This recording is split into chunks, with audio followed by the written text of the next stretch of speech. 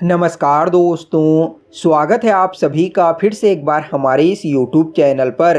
दोस्तों, जैसा कि आप सभी लोगों को मालूम है, वर्तमान का जो समय चल रहा है यह बहुत ही महत्वपूर्ण समय कहा जा सकता है, क्योंकि दोस्तों यह समय युग परिवर्तन का समय है। और इतिहास में आप स्वयं देख लीजिए, जब जब युग परिवर्तन हुआ है तब के समय को बहुत ही महत्वपूर्ण बताया गया है।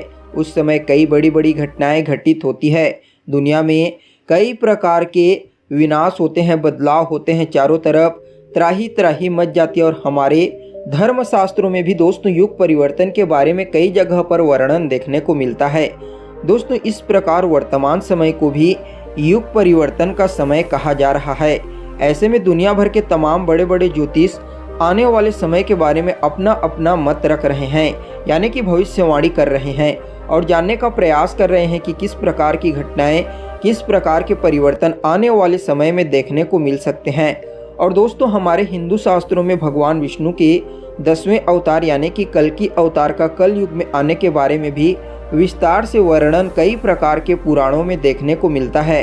ऐसे में हमारे भारत देश की जितने भी हिंदू भाई बहन हैं, वे सभी के सभी भगवान विष्णु के 10वें अवतार कल्कि अवतार की प्रतीक्षा बेसब्री से कर रहे हैं, क्योंकि कलयुग के अंत में भगवान कल्कि के अवतार के बारे में भविष्य पुराण, श्रीमद् भगवत पुराण, नारद पुराण और कई जगह पर बताया गया है।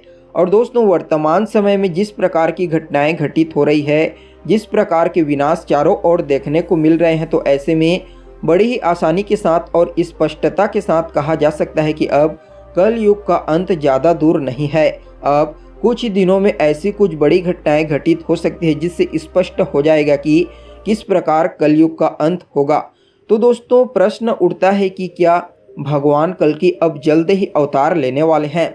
ऐसे में दोस्तों, आइए भारत के एक जाने माने संत पूरी शंकराचार्य जी के द्वारा बताए गए भगवान कल्कि को लेकर भविष्यवाणी के बारे में आपको बताते हैं। तो चलिए फिर शुरुआत करते हैं। दोस्तों, पूरी शंकराचार्य जी वैसे तो उन लोगों में शुमार हैं जो मानते हैं कि कलयुग लाखों सालों का है और भगवान कलयुग में अभी नहीं बल्कि कई वर्षों के बाद आएंगे।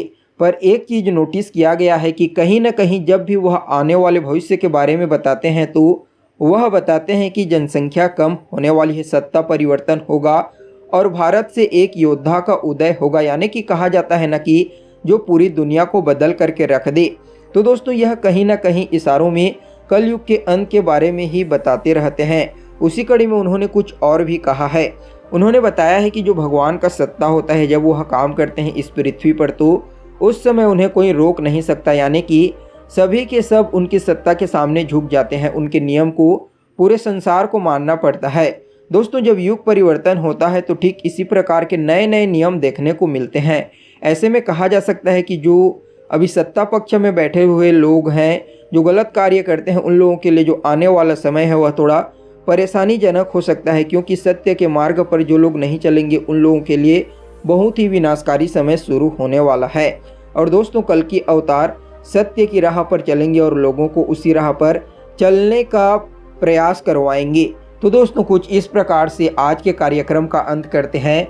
फिर मिलेंगे एक नए और ताज़ा एपिसोड में, तब तक के लिए नमस्कार।